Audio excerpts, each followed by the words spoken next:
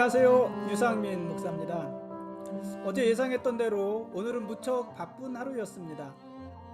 오늘 어머니 병원 예약이 3개가 몰려 있었습니다. 여러 날 병원에 오는 것이 번거로워서 한날에 몰아서 예약을 잡았는데 이게 또 쉽지가 않습니다. 예상보다 대기 시간이 길어지기도 하고요. 진료 시간도 정해진 시간에 끝나지 않았습니다. 게다가 오늘 몇 가지 검사를 받았는데 이게 또 시간이 만만치 않게 지나갑니다. 결국 예약한 시간보다 한참 지나서야 마지막 진료를 받았습니다. 약국에서도요, 사람이 얼마나 많은지 약을 받는데 20분 이상을 기다려야 했습니다. 어쨌든 오늘 이렇게 어머니 병원 일은 잘 마쳤습니다. 어머니와 병원에 다녀온 후에 부랴부랴 예식장에 갔습니다. 예식장에 가니 교우들 몇 분이 이미 와 계셨습니다. 많은 사람이 오지는 못했습니다. 코로나로 인해서 자연스럽게 스몰 웨딩이 되고 있는 것은 아닌가 이런 생각도 들었습니다. 그 모습이 저는 좋았습니다. 오늘 예식 중에요, 신랑 아버지가 광고 겸 딸과 사위에게 보내는 짧은 편지를 읽었는데 아주 감동적이었습니다. 확실히 사람의 마음을 움직이는 것은 화려한 수사가 아니라 진심 어린 한마디입니다.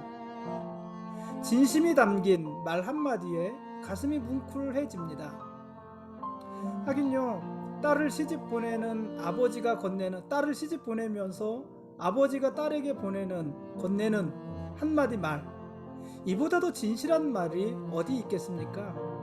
그래서 오늘 신부 아버지의 말은 감동이었습니다.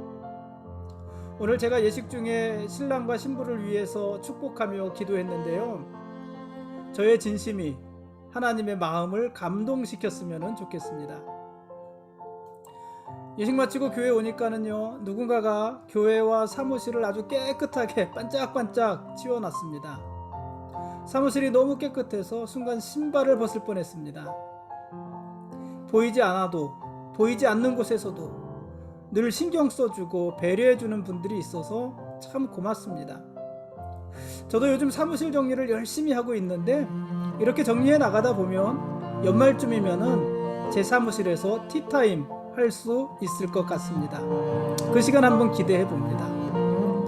아무튼요, 오늘 분주한 하루가 갔고 내일은 긴장되는 주일입니다. 오늘 말씀 보시겠습니다.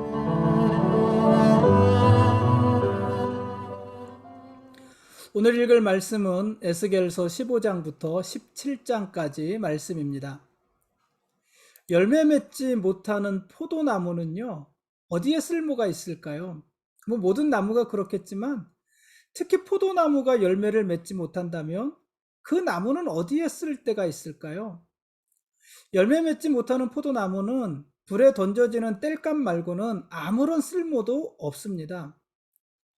포도나무의 가치는 열매에 있는 것 아니겠습니까? 열매 맺지 못하는 포도나무, 이 포도나무는요, 관상용으로도 가치가 없고 건물을 짓는 목재로도 쓸모가 없습니다. 그러니 포도나무는요, 오직 열매로서 자기의 가치를 입증해야 하는 것입니다. 하나님은 포도 열매를 얻기 위해서 포도나무를 심고 포도나무를 선택하신 것입니다. 이스라엘도 마찬가지죠. 하나님과 함께 하면서 하나님 나라 백성으로서의 열매를 맺지 못하는 이스라엘은요, 의미가 없습니다. 이스라엘은 바벨론보다 강하지도 못하고 애굽보다 풍요롭거나 아름답지도 않았습니다. 그럼에도 불구하고 이스라엘이 존귀한 자들인 것은 그들이 하나님 나라의 백성이기 때문 아닙니까? 그런데 이스라엘이 하나님 나라의 백성됨을 거부하고 하나님을 떠나간다면 그들을 어디에 쓰겠습니까? 하나님을 떠난 이스라엘은 하나님의 대적이 될 것이고 그런 이스라엘에게는 하나님의 심판이 있을 것입니다. 오늘 읽을 말씀 16장은요, 하나님과 이스라엘의 관계를 신랑과 신부의 관계에 비유해서 이야기합니다. 굉장히 은유적입니다. 원래 이스라엘은 사생아와 같은 존재였습니다. 그러나 이스라엘은 하나님의 은혜로 연단받고 양육되어서 아름다운 처녀의 모습으로 성장했고, 마침내 신성한 언약을 통해서 하나님의 신부가 되었습니다. 그러나 이스라엘은 하나님과 자신들의 관계를 하나님의 은혜라고 여기지 않고 당연한 것으로 여겼습니다. 그래서 이스라엘은 하나님 앞에 계속해서 범죄하게 되는데요. 마치 창기와 같이 타락해서 신랑이신 하나님을 계속 욕되게 했습니다. 심지어요, 창기들은 음란한 행위를 하고 그 행위에 대한 값을 받잖아요. 그런데 이스라엘은 값을 주면서 음행을 했습니다. 그만큼 이스라엘은 타락한 것입니다. 모세의 율법에 의하면 음행한 자는 사형에 처하게 되어 있습니다. 그만큼 음행은 아주 무거운 죄인 것입니다. 그런데 이스라엘은 신랑이신 하나님을 대적하면서 끊임없이 음행하고 있습니다. 이스라엘이 하나님을 버리고 각종 우상들을 숭배한 것입니다. 그것은요, 영적인 간음이었습니다. 하나님께서는 영적으로 간음한 이스라엘을 심판하시는 것이 당연한 일 아니겠습니까? 하나님께서는 이스라엘이 당신을 떠나서 우상 숭배에 전념하는 것을 보면서 진노하시고 또 투기를 바라셨습니다. 그것은요, 그만큼 하나님이 이스라엘을 사랑하시기 때문이었습니다. 사랑하는 마음이 없는데 음란한 여자에게 왜 질투하겠습니까? 사랑하는 마음이 없는데 음란한 여자에게 왜 진노하겠습니까? 이게 사랑의 마음이었습니다. 하나님은 간음한 이스라엘을 철저히 징계하실 것이고요. 그래서 이스라엘이 똑같은 죄를 반복하지 못하게 하실 것입니다. 하나님은 이스라엘이 공개적으로 수치를 당하게 하실 것이고, 그들의 재산을 몰수하실 것이고, 처참한 살육을 당하게 하실 것입니다. 그러나 하나님의 목적은 심판 자체에 있지는 않습니다. 하나님의 목적은요, 심판이 아니라 이스라엘 가운데 죄를 소멸하는 것입니다. 하나님은 이스라엘의 죄를 소멸하시고 이스라엘을 다시 회복시키고자 하십니다. 이스라엘과 새로운 언약을 맺으시고 이스라엘과 새로운 결혼 관계를 이어가고자 하시는 것입니다. 그러므로 하나님의 심판은요, 저주가 아니고 은혜인 것입니다. 17장은 두 마리의 독수리와 포도나무의 비유를 통해서 강대국 사이에서 위험한 줄타기를 하는 예루살렘의 정치적인 행보와 그 결과를 말씀하십니다. 두 마리 독수리와 포도나무라고 그랬는데, 성경에서 포도나무는 보통 이스라엘을 말을 하잖아요. 이 에스겔서에서 두 마리 독수리는요, 바벨론의 왕과 애굽의 왕을 말을 해요. 그러니까 이스라엘은 지금 강대국인 바벨론과 애굽 사이에서 줄타기하고 있는 거예요. 어느 쪽 편을 들 것인가, 누구의 손을 잡을 것인가. 그래서 두 마리 독수리 사이에서 줄타기를 하고 있는데, 그 일에 대한 결과에 대해서 17장은 이야기를 합니다. 하나님은 온 땅의 통치자이시고 역사의 주관자이십니다. 우리가 지금까지 오면서 수없이 반복한 말 아닙니까? 겉으로 보기에는요, 강대국들에 의해서 역사가 좌우되는 것 같고요.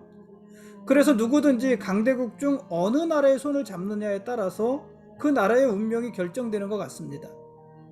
지금 역사를 주도하는 것은 바벨론이냐 애굽이냐 그 두 싸움이고, 이스라엘이 바벨론의 손을 잡느냐 아니면 애굽의 손을 잡느냐에 따라서 이스라엘 나라의 운명이 결정되는 것 같다 이거예요. 겉으로 보기엔 그렇다 이것입니다. 그래서 두 강대국 사이에 낀 이스라엘입니다. 두 독수리의 사이에 낀 포도나무입니다. 그러나 여러분, 세상 모든 강대국들도요, 하나님이 역사를 써내려 가시는 그 역사의 도구에 지나지 않습니다. 그러니까 예루살렘의 흥망은 강대국이 아니라 하나님의 뜻에 의해 결정이 되는 것입니다. 그러므로 우리가 의지할 대상, 예루살렘이 의지할 대상은 힘센 독수리도 아니고 많은 물이 흐르는 옥토도 아닙니다. 그들이 의지할 대상은 힘의 근원이시고 생수의 강물이신 하나님께 뿌리를 내리고 그 하나님을 향해서 가지를 뻗는 것, 그거밖에는 없습니다. 그것이 예루살렘의 힘이 되는 것이고 축복이 되는 것이고 오늘 우리도 그러한 것입니다.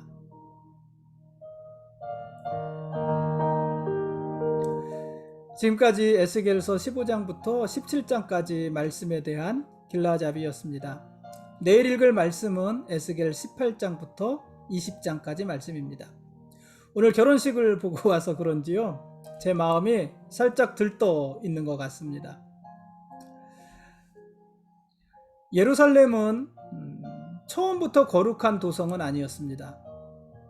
전에는 아몰이나 헷과 같이 음란한 가나안 성읍 중 하나였습니다. 그러니까 하나님께서 이스라엘을 가나안 땅에 들여보내기 전에는 예루살렘은 가나안에 있는 여러 성읍 중 하나, 하나님을 알지 못하는 음란하고 타락한 성읍 중 하나에 지나지 않았다는 얘기입니다. 그때 예루살렘은 마치 사랑과 돌봄을 받지 못하고 태어나자마자 버려진 갓난아이와 같았습니다. 하나님은 그렇게 피투성이로 발짓하는 예루살렘을 불쌍히 여기셔서 그들을 거두어서 아름답게 하신 것입니다. 하나님은 예루살렘을 향해서 피투성이라도 살아있으라, 제발 살아만 있으라, 이렇게 간절히 외치면서 구하셨습니다. 살아있으라, 피투성이로라도 살아있으라, 제발 살아만 있으라. 이 살라는 하나님의 말씀은요, 살아있으라는 준엄한 명령이기도 하고 또 애끓는 당부의 말씀이기도 하신 것입니다. 하나님의 뜻은 죽음이 아니라 항상 생명에 있습니다. 세상은 네가 살려면 다른 사람을 죽여야 된다고 그렇게 가르치잖아요. 그렇게 선동하면서 경쟁을 부추기지만 하나님은 우리를 살게 하시려고 창조하셨고 우리를 살리시려고 구원하신 것입니다. 피투성이라도 살아있으라, 제발 살아만 있으라. 이런 간절한 하나님의 외침은 갓 태어난 예루살렘을 향한 외침이기도 하지만은 지금 나라가 망해서 바벨론에 끌려온 사람들, 이제 나라가 완전히 멸망해서 바벨론의 포로로 잡혀올 이스라엘을 향한 말씀이기도 한 것이에요. 너희의 도성이 무너지고 너희의 성전이 무너지고 너희가 지금 이방의 나라 바벨론에 잡혀와 포로가 되어서 지내고 있지만, 그래서 너희가 지금 고난 가운데 있지만, 너희가 절망 가운데 있지만, 그러나 살아만 있으라. 피투성이라도 살아만 있으라. 제발 살아만 있으라. 멸망한 이스라엘을 향해 하시는 말씀이기도 한 것이고 또 오늘 우리를 향해서 하시는 말씀이기도 한 것입니다. 하나님은 지금도 고단한 자신의 처지를 비관하는 사람들, 어쩌면 저와 여러분들을 향해서 지금은 살아만 있어라, 제발 살아만 있으라, 이렇게 명령하시고 애끓게 당부하고 계시는 것입니다. 여러분, 믿음이 뭘까요? 믿음에 대해서 얼마나 많은 말을 할 수가 있습니까? 믿음은 정말 대단한 것 아닙니까? 그런데 때로는요, 그냥 견디는 것이 믿음일 때가 있습니다. 때로는요, 피투성이라도 살아있는 것이 믿음일 때가 있습니다. 그냥 견디면서 살아남는 게 아니라 하나님의 때를 기다리면서 참는 것입니다. 그리고 살아남는 것입니다. 그러다 보면 어느 순간 하나님께서 당신의 옷으로 우리를 덮어주실 것입니다. 마치 보아스가 룻의 몸을 자기의 옷으로 덮어주고 그렇게 신부로 맞이한 것처럼 하나님께서 참고 견디는 자들을 당신의 옷으로 덮어주시고 당신의 신부로 맞아주실 것입니다.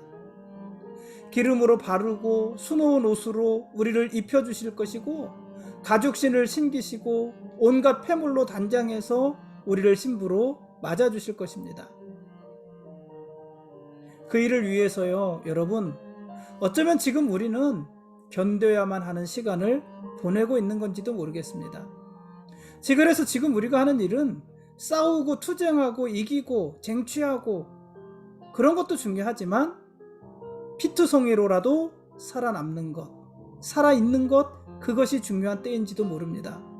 여러분, 힘들어도 견디십시오. 참고 지금의 어려운 시간을 견디며 살아내십시오. 하나님의 구원의 날이 우리에게 속히 임하실 것입니다. 오늘은 여기까지 하겠습니다. 오늘은 제 마음이 두근두근 합니다. 하나님이 우리의 왕이십니다.